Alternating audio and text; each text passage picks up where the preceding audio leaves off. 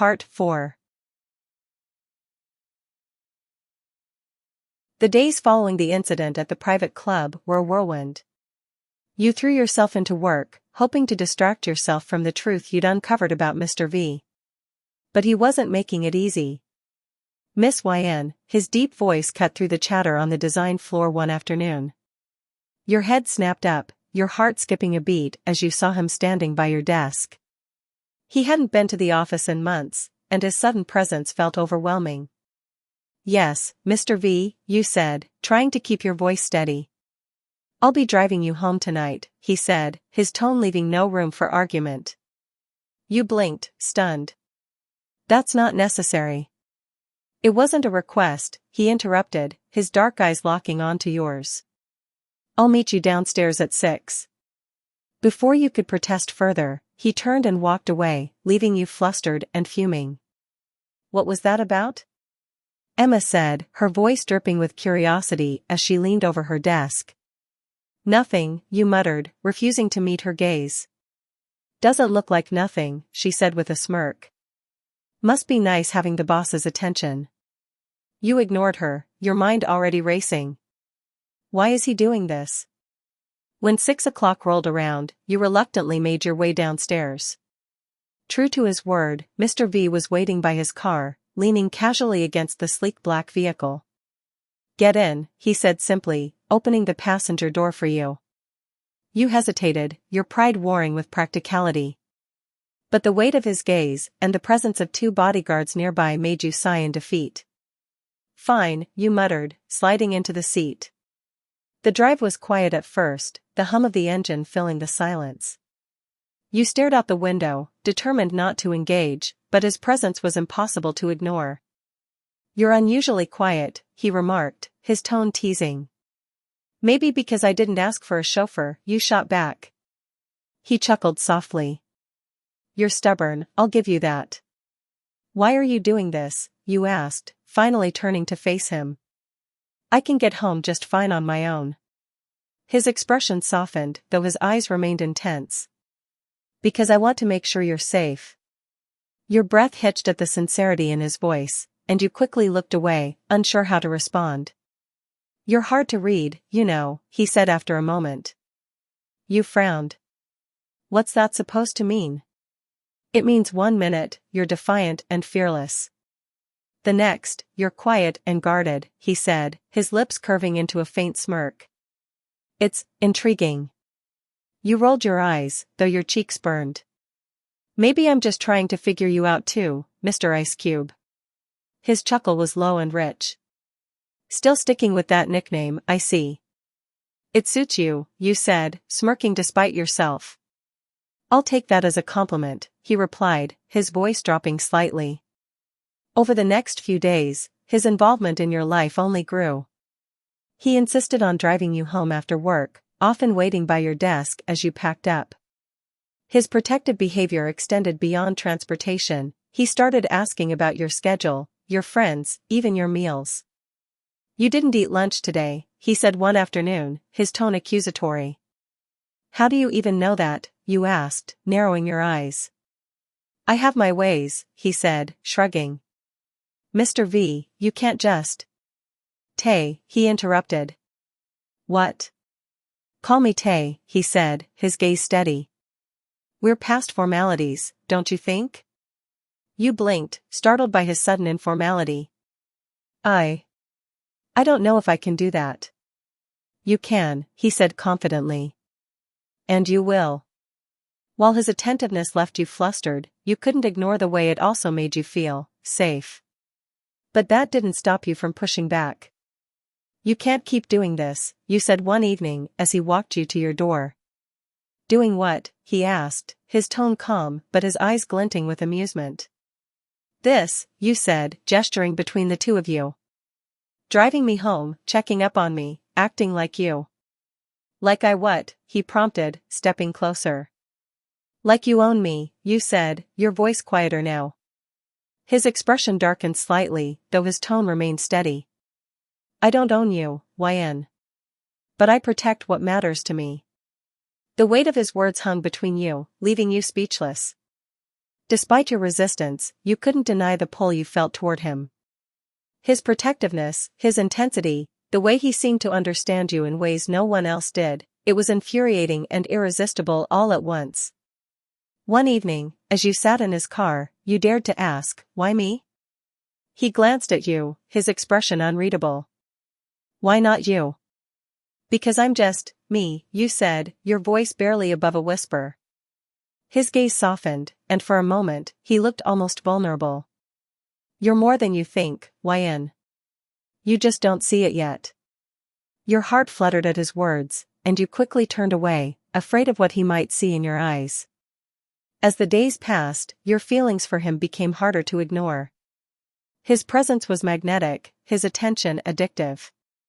But the memory of the private club and his declaration as a mafia boss lingered in the back of your mind. One evening, after he dropped you off, you stood at your window, watching his car drive away. "What am I doing?" you thought, conflicted between your growing attraction and the danger he represented. Later that night, as you sat on your couch trying to distract yourself with a book, your phone buzzed. You glanced at the screen and froze when you saw his name. Tay. You didn't say thank you for the ride. Such poor manners, little kitty. You stared at the message, your heart skipping a beat. "Thank you for the ride, Mr. Ice Cube." You replied. His reply came almost instantly. So formal. "I thought we agreed on Tay?" You rolled your eyes, your lips curving into an involuntary smile. "Fine. Thank you for the ride, Tay." You replied. "Much better. But you still owe me." "Owe you? For what?" You replied. "For tolerating your attitude all evening." Your cheeks burned as you typed a reply. "Excuse me? You're the one who..." Before you could finish, another message came through. "Relax, little kitty. I'm kidding. Mostly." You groaned, tossing your phone onto the couch, but the flutter in your chest was impossible to ignore. The next morning, you woke up to another message. "Tay. Don't forget to eat breakfast. I'd hate to see you faint at work." You frowned, confused by the sudden concern. "Why do you care if I eat breakfast?" You replied. Tay. Because I'm a responsible boss. And because I'd miss seeing your scowls if you passed out." You stared at the message, unsure whether to laugh or roll your eyes. "You're unbelievable." You replied. Tay. Unbelievably charming? I know. You couldn't stop the laugh that escaped, though your cheeks heated at his audacity. When you arrived at the office, you spotted him by the elevators, deep in conversation with Jean. As if sensing your presence, he turned, his gaze locking onto yours. "Good morning, YN, he said, his tone warm but laced with amusement. "Good morning, Tay," you replied cautiously, aware of Jin's curious glance. "Ah, so she finally uses your name," Jean said, grinning. "Miracles do happen." You shot Jean a look, but before you could retort, Tay interrupted. "Don't tease her," he said, his voice mock serious. "She's sensitive." Your mouth fell open in disbelief. "I am not." "She's blushing," Tay observed, his lips twitching into a smirk. "See? Sensitive." You turned on your heel and marched to your desk, ignoring the sound of his soft chuckle behind you. As the day went on, your phone buzzed repeatedly with messages from him, each one more mischievous than the last. Tay. Stop glaring at your screen. It's bad for your eyes. How do you even know I'm glaring? You replied. Tay. Because you always glare when you're concentrating. You glanced around the office, half expecting to see him watching you. Are you spying on me? You replied. Tay. Maybe. Or maybe I just know you better than you think. Your cheeks burned as you quickly put your phone away, refusing to indulge him further.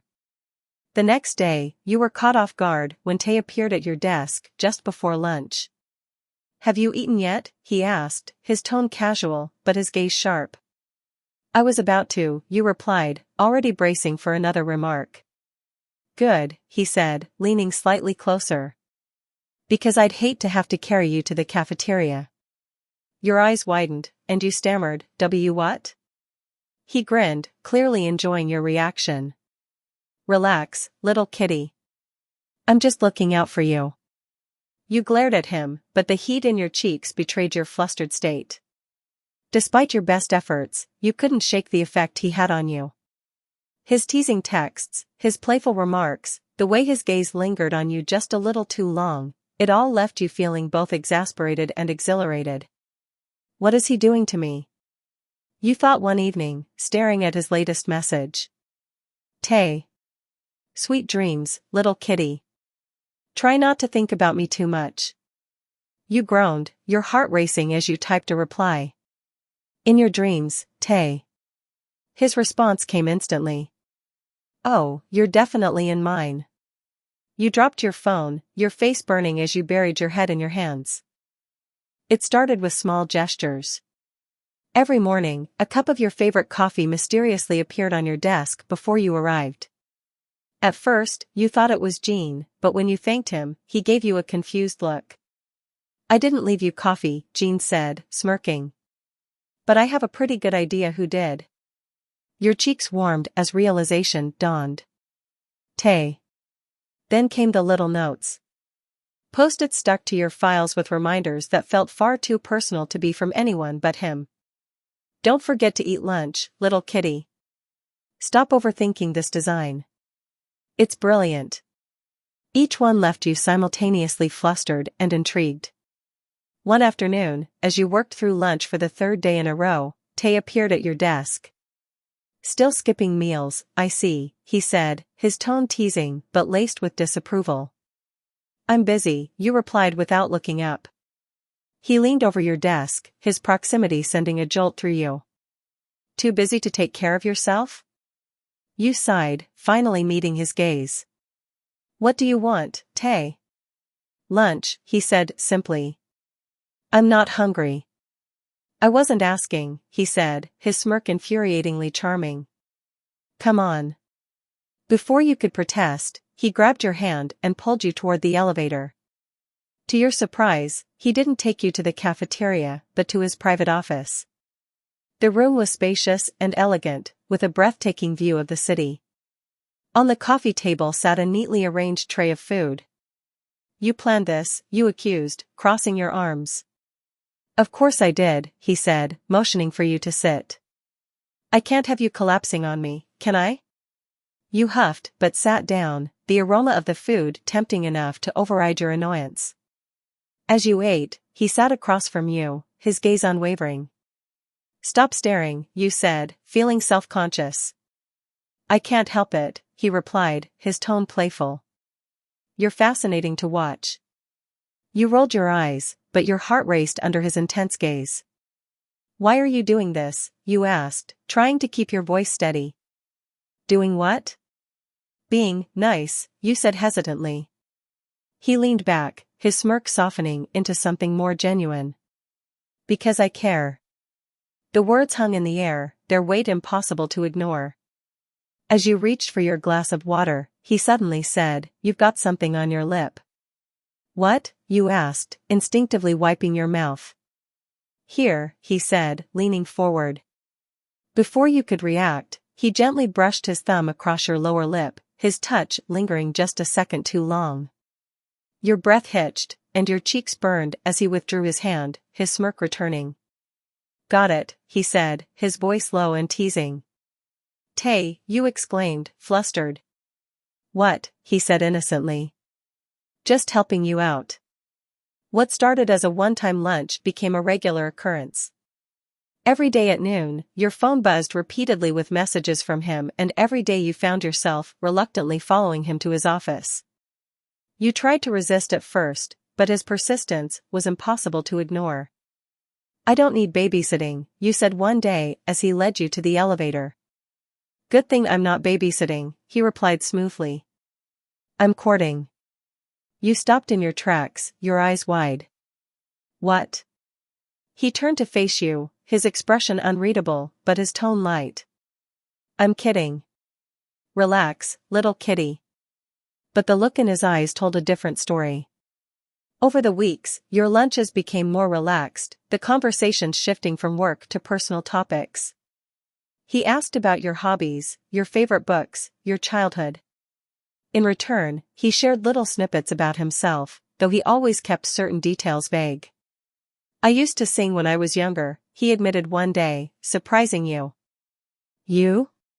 Sing?" you asked, laughing. "Don't sound so shocked," he said, his smirk playful. "I'm full of surprises." "Clearly," you replied, your laughter softening as you studied him. One afternoon, as you sat on the couch in his office, you noticed the way he watched you. It wasn't just his usual teasing gaze, it was deeper, more intent. "What?" you asked, your voice barely above a whisper. "Nothing," he said, though his tone betrayed him. You looked away, your heart pounding. The lines between you were blurring, and you didn't know how to feel about it. One day, as you prepared to leave his office after lunch, he stopped you. "YN," he said, his voice unusually hesitant. You turned, surprised by the uncertainty in his expression. "What is it?" He stepped closer, his gaze locking onto yours. For a moment, it felt like he was about to say something important, something that would change everything. But then he shook his head, his smirk returning. "Don't forget lunch tomorrow. Same time." You frowned, confused by the shift in his demeanor. "Right. Same time." Next morning, you arrived at your desk to find a bouquet of lilies and roses. A small card accompanied it, the handwriting unmistakably his. "For my little kitty, don't work too hard. Tay." You stared at the flowers, your heart racing. The gesture was sweet, unexpected, and undeniably bold. "Who's it from?" Emma asked, her voice laced with curiosity, and perhaps a hint of jealousy. "No one," you said quickly, tucking the card into your bag. But as the day went on, you couldn't stop sneaking glances at the bouquet, your mind replaying his smirk when he called you little kitty. That evening, as you sat on your couch trying to focus on a movie, your phone buzzed. "Tay. Thinking about me?" You rolled your eyes, though your cheeks heated. "Not even a little." You replied. "Tay. Liar. You're impossible." You replied. "Tay. And yet, here you are replying to me." You sighed, typing back quickly. "What do you want, Tay?" "Tay. Just you." His response made your heart skip a beat. As the days passed, you found yourself thinking about him more often. His care, his charm, the way he made you feel like you were the only person who mattered, it was impossible to ignore. As you replayed his words in your mind, you realized the truth, you were falling for him. It had been weeks since you started having lunch in Mr. V's office. The routine felt strangely comfortable, almost like a guilty secret you both shared. But secrets rarely stayed hidden in a bustling office. "Hey, where's Y/N been during lunch lately?" Emma asked loudly one afternoon, her voice cutting through the chatter. You froze at your desk, your heart sinking as you caught the curious glances of several coworkers.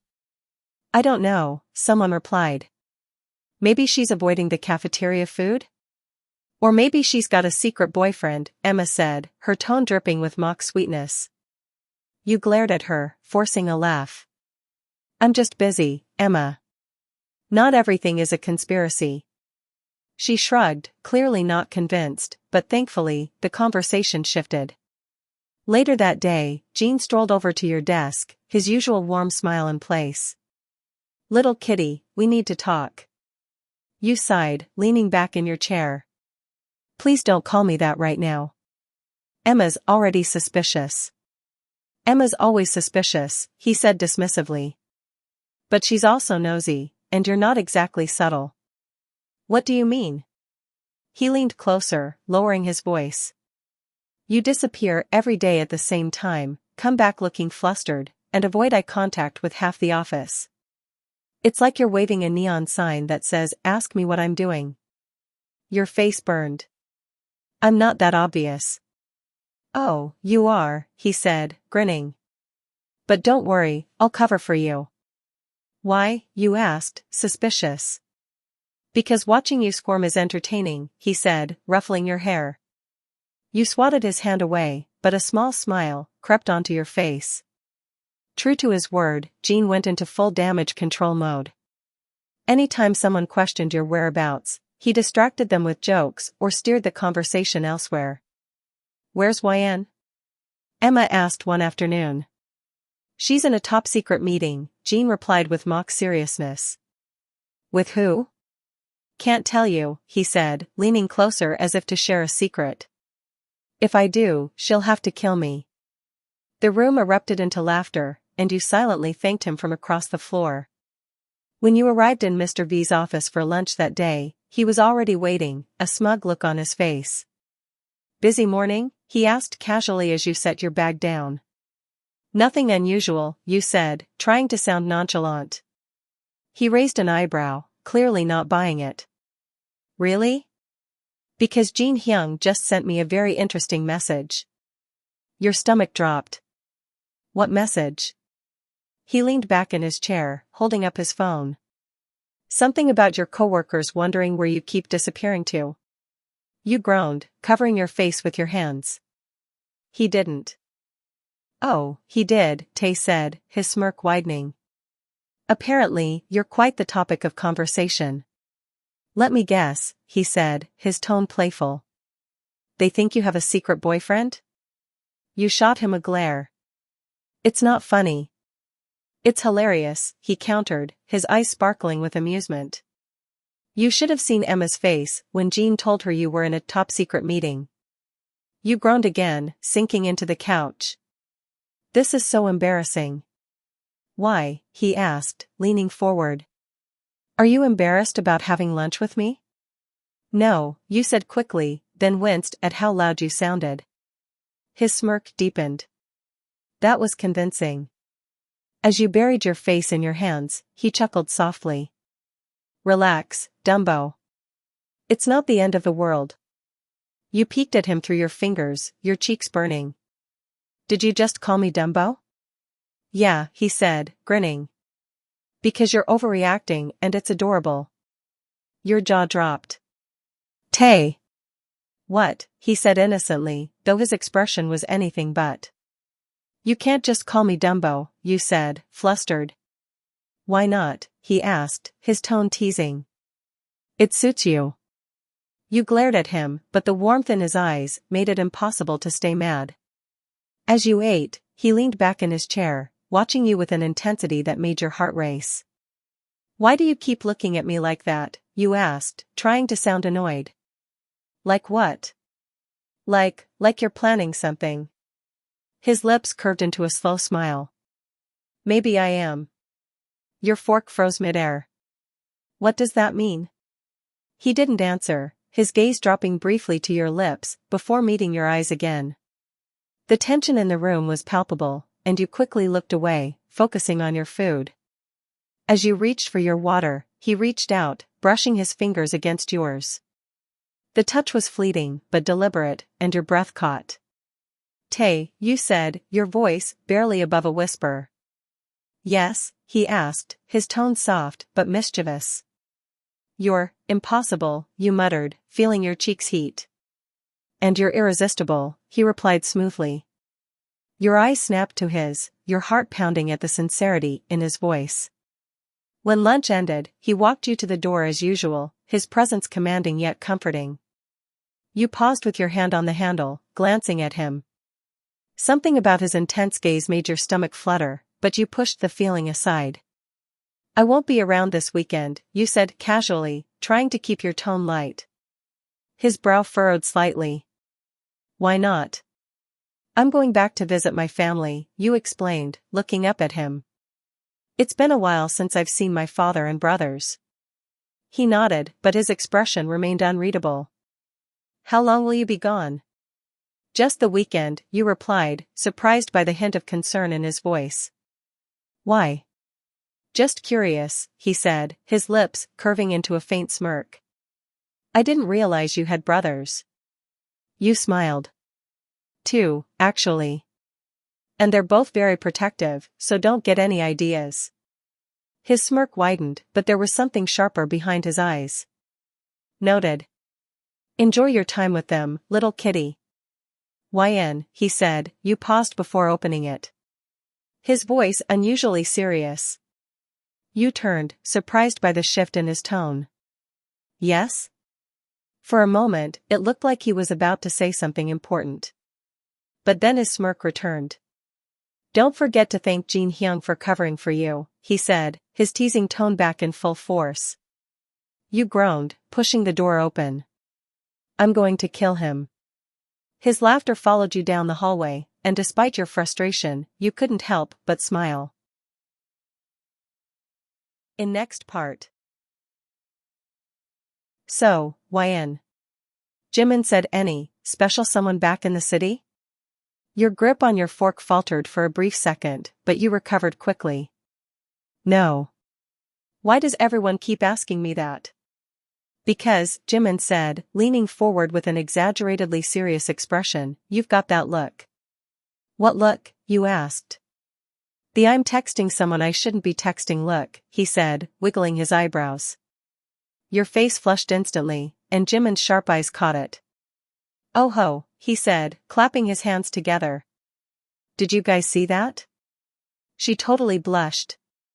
I did not, you said defensively, shoving a slice of toast into your mouth to avoid further interrogation. YN, you're a terrible liar. Yoongi said calmly. You glared at both of them, cheeks still burning. Hey! Dear viewers. This is my dear diary. We're always looking to share more stories and novels. If you like our video, please subscribe to our channel. Your likes, comments, and subscriptions are my biggest motivation. More exciting and interesting novels updated every day.